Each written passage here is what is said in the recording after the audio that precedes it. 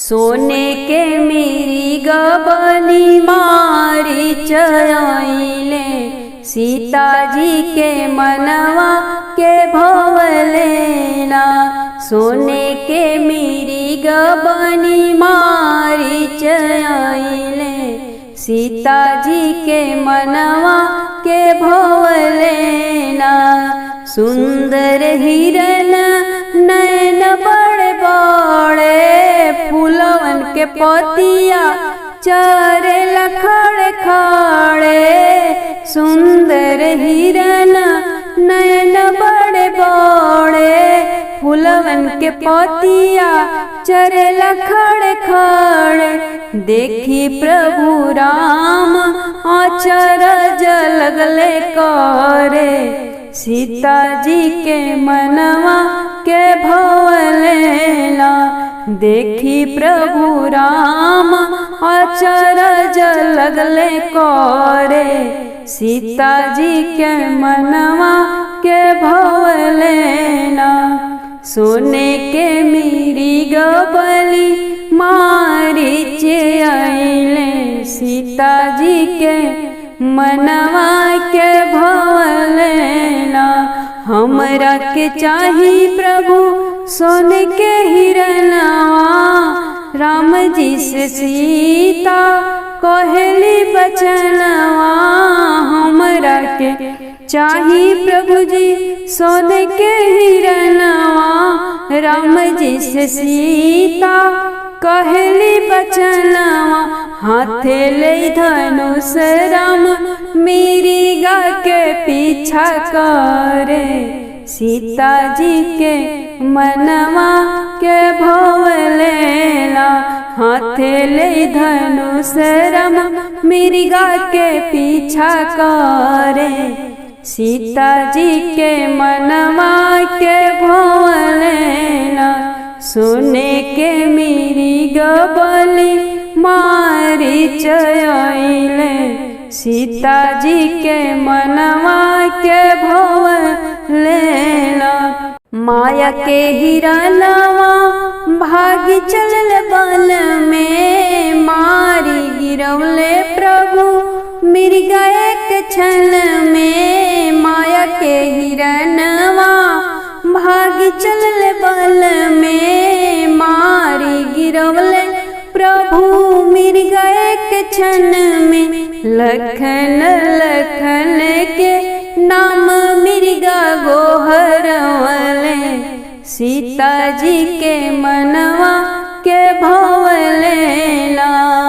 सीते सीते नाम मिर्गा गोहरवले, सीता जी के मनवा के भवलेना। सोने के मेरी गबली मारी चयाइले, सीता जी के मनवा के भवलेना। मिर्गा के बाड़ी सिया समझियो न पवली, लखन देवरवा के वन में पिठवली। मिर्गा के बाड़ी सिया समझियो न पवली, लखन देवरवा के वन में पिठवली। कुटिया बाहर लखन रेखा खींची गईले, सीता जी के मनवा के भवलेना। कुटिया बाहर लखन रेखा खींची गईले, सीता जी के मनवा के भवलेना। सोने के मेरी गबली मारी चयाइले, सीता जी के मनवा के भवलेना। लखन लाल गईले रघुराई की पाछे, भिक्षा मांगे रावण सीता की कुटिया में आके। लखन लाल गईले रघुराई की पाछे, भिक्षा मांगे रावण सीता की कुटिया में आके। जोगिया के भेष रवणवा बनवले, सीता जी के मनवा के भवलेला कि जोगिया के भेष रमणवा बनवले सीता जी के मनवा के भवलेला। सोने के मिरिग बलि मारे चले सीता जी के मनवा के भवलेला। फल फूल भिक्षा लेके निकलली सीता रेखवा भीतर के नहीं लेब हम भिक्षा।